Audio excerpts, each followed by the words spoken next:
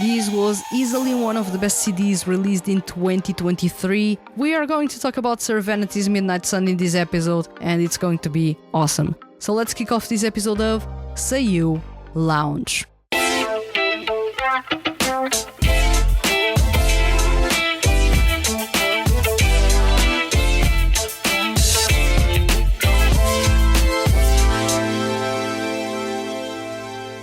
Welcome to SEIYUU Lounge, I am your host Vanessa, and today we are going to talk about Sir Vanity's Midnight Sun. This is an amazing EP, easily one of the best released in the past 10 years, and for sure an album that I'm going to talk about. When it comes to the best of the decade, this is going to be in there, because it is unbelievably good. It is a CD that I fully recommend everyone to check, especially if they like rock music. And in another way, if you enjoy Yoshiki Nakajima's vocals and Yuichiro Umehara's vocals, who now is, let's say, singing like an angel at times, you are going to enjoy this group. You are going to enjoy, actually, they are not a group, they are a band. So you are going to join this band. At the same time, if you are a sucker for Satoru Kuwabara's compositions, and especially the bass lines, this is going to be your thing. Because Sir Vanity has Satoru Kuwabara, the renowned composer from Art Refect, who you may know if you enjoy music in the Ensemble Stars franchise, is the bassist for Sir Vanity. This lineup is crazy. This lineup is so stylish, so full of quality that it's no wonder that people love them and want to hear more of them, because they are really good, genuinely good. And Midnight Sun, when it was released, it was an instant hit for me. I listened to all songs and I was really, I like this one, I like this one as well, I like this one as well, and I love this one as well. So I couldn't even choose a favorite song. Well, Tomei no Watashi ended up being my favorite song of them all because of that bassline is crazy. But this is a CD that instantly grabbed my attention. I was there for the ride and I enjoyed that ride a lot, and I really return to this CD a lot of times whenever I feel that I need a sort of a funky, groovy style of rock music. It's Sir Vanity for sure that will really quench my thirst for that style of music. But I will actually leave the rest of the talk to myself in an episode of Monthly Review from 2023, in which I talked quite extensively about this CD, what I liked about it, and everything else I had to geek about this CD. So from this point on, the episode is viewable. If you want to watch it on Spotify, you can in some way. And if you are on YouTube and you have this episode playing in the background, now it's a good time to watch this, because this is viewable from this point on. Enjoy. It is scary how perfect Sir Vanity sound like, and I really don't know what to expect from here, but Midnight Sun is absolutely amazing. It follows a connective thread between the songs, the themes are pretty much the same, and the tone is actually, even with its differences between fast-paced rock, acid jazz, and even, I wouldn't say a heavier brand of rock, but, well, it's a bit closer to that.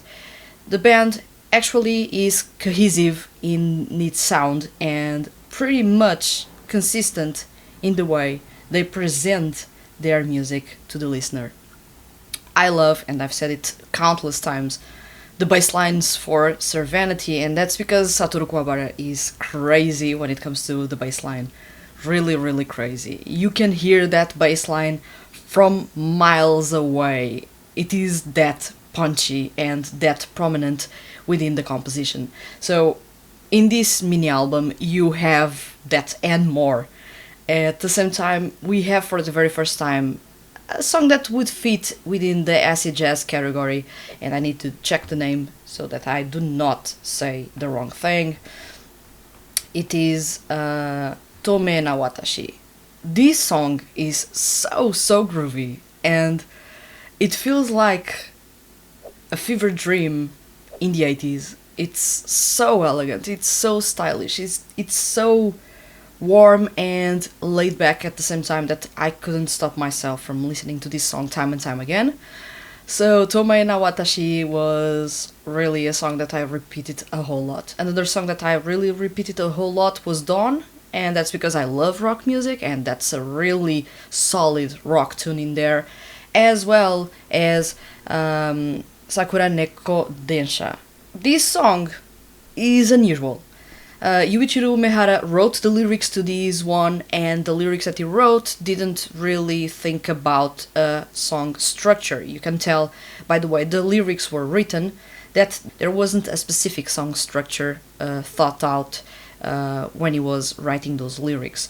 So you do not have a traditional rock composition as you may have expected. So you do not have multiple choruses or multiple verses. You do only have one verse and one chorus, and the intro is really long, and it is performed almost in a cappella by Yuichiro Umehara. So this is a song that is not, I wouldn't say usual, and especially not within Sir Vanity's repertoire so far. It's not a usual song, and it strays away from the regular stuff that you would usually expect from a rock band. So I did enjoy that song a whole lot. After all, when I stopped listening to Midnight Sun, I wanted to listen to more, and I do expect the band to return before the end of the year with a full-length album, because this band is showing a creativity and a quality that I was not expecting at all, and their growth within the past 2-3 releases has been noticeable.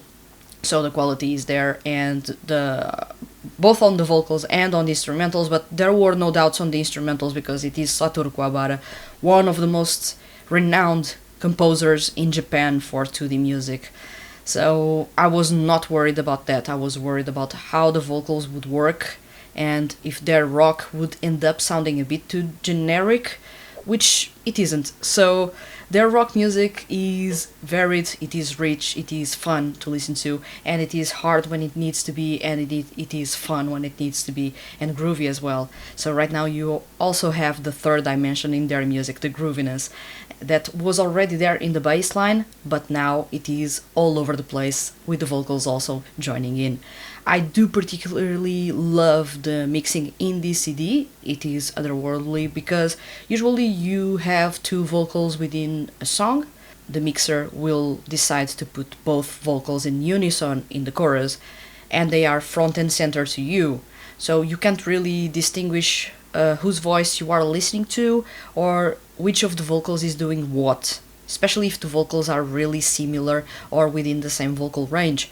So in this case we have Yoshiki Nakajima, that he is a tenor, although he does mask it really well by performing in this CD fully in his 4 baritone range. And then you have Yuichiro Umehara, that he is a solid baritone with a bass range to boot. So you do have two contrasting voices in a way, and what the mixing in this CD did was putting each voice in each of your ears and making sure that the unison is when their voices collide at center. So you do have their individual voices, and the unison is made by colliding the voices at center. So you get to listen to a more dynamic performance than you would have usually with 2D groups or even some SEIYUU units or bands out there. So I do love this a whole lot. The mixing is outstanding, the compositions are ridiculously good, and the vocals, well, I can only say that they are getting better with time, and they were already good. But I'm being quite impressed by Yuichiro Umehara, that has grown a whole lot as a singer, and now is really confident, and he can tackle everything with a lot of power. So I'm curious to see where he can take his vocals next, and if he can keep up with Yoshiki Nakajima.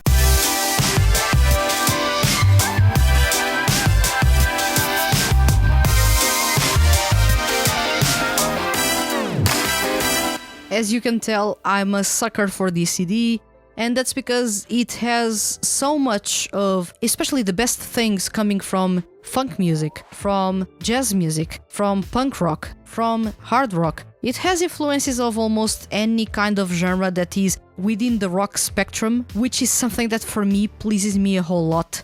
I love rock music, it's my favorite music genre, and as I've grown older, I've found a love for jazz music that goes beyond anything I could have expected when I was in my 20s.